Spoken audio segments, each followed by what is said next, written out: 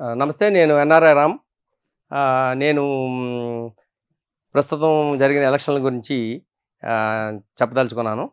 అయితే అందరూ ఏమంటున్నారంటే ఎన్డీఏ కూటమి గవర్నమెంట్ పవర్‌లోకి వస్తదని అంటున్నారు. కానీ నాకెందుకో నమ్మశక్యంగా లేదు. ఎందుకంటే నా ప్రగాఢ విశ్వాసం ఏంటంటే వైఎస్ఆర్ గవర్నమెంటే వస్తుందని నేను నమ్ముతున్నాను. దాన్ని నేను ఫిగర్స్‌తో మీకు చూపెడతాను. ఎందుకు వాళ్ళకున్న మెరిట్స్, డిమెరిట్స్ ఏంటి అనేది చూపెడతాను నేను. ఏ గవర్నమెంట్ అయినా రావాలంటే ప్రభుత్వ వ్యతిరేకత ఉంటుంది. ఆ వ్యతిరేకత ఏ లెవెల్లో ఉంటుంది, ఏ పర్సంటేజ్‌లో ఉంటుంది అనేది పోలిస్తే ప్రభుత్వ వ్యతిరేకత అనేది ఏముంటుందంటే, గతం ఒకసారి ఓటు వేసిన తర్వాత మళ్ళీ వ్యతిరేకత రావాలంటే అనుకోని సంఘటనలు, ఏదో అరాచకం, సోషల్ అన్రెస్టు, ఇలాంటి ఇండివిజువల్‌గా హెరాస్మెంటు, ఇలాంటి వాటి వల్లే వస్తుంది. కానీ నేను ఇక్కడికి వచ్చి చూసిన తర్వాత ఈ ప్రభుత్వంలో ఆల్రెడీ ఏం కనిపించట్లేదు. In addition to that welfare schemes లబ్ధిదారుడి ప్రతికి అతని ఇంటికి వెళ్ళి చేరవేయటం, ఇలాంటివన్నీ కనిపిస్తున్నాయి. డెవలప్మెంట్ వరకు వచ్చే వరకు కూడా అనుకున్నంత డెవలప్మెంట్ జరగలేదు అని చెప్పదు. ఏదో ఐటీ జాబ్స్ రానంత మాత్రాన డెవలప్మెంట్ జరగలేదని చెప్పడం, ఏదో రోడ్స్ పూర్తిగా వేయలేనంత మాత్రం ఇది నెవర్ ఎండింగ్ ప్రాసెస్. రోడ్స్ వేయటం అనేది ఎప్పుడూ అలా రోడ్స్ వేస్తాను. డెవలప్డ్ కంట్రీలో రోడ్స్ వేస్తూనే ఉంటారు. అసలు వేయలేదని అంటానికి లేదు. లాస్ట్ గవర్నమెంట్లోనే వేయలేదు, ఇప్పుడు వేయలేదు. అలాగంటే లాస్ట్ గవర్నమెంట్లోనే వేస్తారు, ఇప్పుడు వేసారు. సో మేజర్ ఏంటంటే, ఏ ప్రభుత్వానికైనా ప్రజలకు కావాల్సింది ఏంటి? విద్య, వైద్యం, తర్వాత ఉద్యోగం, ఇలాంటివన్నీ కావాలి. సో దాన్ని జగన్ గారు ఫుల్ఫిల్ చేస్తున్నారు. విద్య అయితే ఎక్కడా లేనంత గొప్పగా స్కూల్స్ని 16 మెడికల్ కాలేజీలు, పోర్టులు ఇవన్నీ పెట్టారు. ఇవన్నీ చూస్తుంటే అసలు ఎందుకు నెగిటివ్ కనిపిస్తుంది అని ఆలోచిస్తే నేను కొన్ని ఫిగర్స్తో సహా చూపెట్టగలుగుతాను. ఆ పర్సంటేజ్ ఎలా ఉంటుందంటే, లాస్ట్ టైం వైఎస్ఆర్ని 50.5 తోటి ఓటు బ్యాంకుతో గెలిపించారు. పర్సంటేజ్ తోటి 151 సీట్స్ తోటి. అలాగే టీడీపీ 39.5%తో 23 సీట్లతో పరిమితం చేశారు. జనసేన పార్టీకి, జేఎస్పీకి 5.5తో 1 సీట్తో పరిమితం చేశారు. సో 175 వచ్చినాయి. ఇప్పుడు ప్రభుత్వ వ్యతిరేకత చూసుకోవాలని అనుకుంటే, ఇప్పుడు ఈ 3 పార్టీలు కలిపి పోటీ చేస్తున్నాయి కాబట్టి ఈ 3 పార్టీలు, అలాగే బీజేపీ కూడా 1% వచ్చింది. సో ఇప్పుడు ఈ 3 పార్టీలు కలిపి పోటీ చేస్తుంటే 46% వీళ్ళకి వస్తుంది. అలాగే ఆల్రెడీ 50.5%తో వైఎస్ఆర్ ఉన్నది.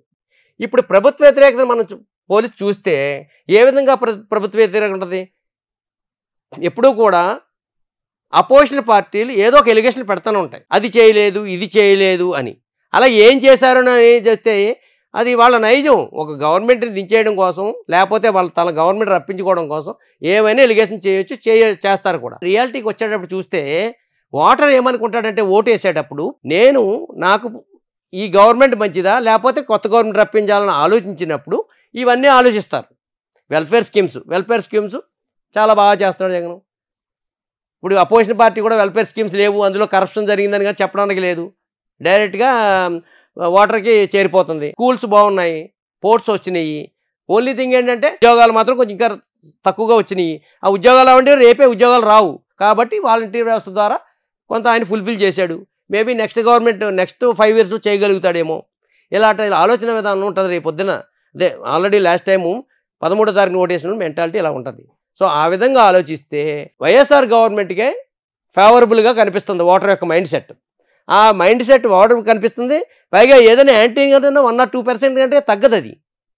ఆ 1 or 2% తగ్గినా వాళ్ళకున్న 50.5 నుంచి 1% తగ్గి వీళ్ళకి 47% యాడ్ అవుద్ది. మిగిలిన అదర్స్కి, కాంగ్రెస్కి, లేకపోతే మిగిలిన ఇండిపెండెంట్స్కి వెళ్ళకి ఏదో 4% ఉంటుంది. పోయినా ఈ 1% 48 అవుతుంది, 50.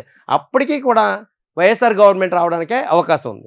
సో క్రెడిబిలిటీ విషయానికి వస్తే, అరే ఎవరు మనకి నమ్మకస్తులు అని ఆలోచిస్తే, జగను ఇచ్చిన మాట తప్పడం, మనం తప్పడం అనే విధంగా ఆయన చేసుకుంటూ వస్తున్నాడు కాబట్టి, సో ఇవన్నీ ప్రోపగాండా, లేకపోతే ఇండిపెండెంట్గా రాడని ఇన్ఫ్లుయెన్స్ చేయడం తప్ప ఈ పర్సంటేజ్ వైట్ చూస్తే, అలా అనుకుంటే డెవలప్మెంట్ లేదనుకుంటే, మొన్న కేసీఆర్ గారు కంటే తెలంగాణలో గొప్పగా చేసిన, ఈ దేశంలో గొప్పగా చేసిన, డెవలప్మెంట్ చేసిన ఎవరు లేరు. ఆ గవర్నమెంటే ఓడించేశాడు. సో అల్టిమేట్గా ఓటర్ ఏం చూస్తాడంటే, నా వరకు ఏమందుతుంది అని ఆలోచిస్తాడు.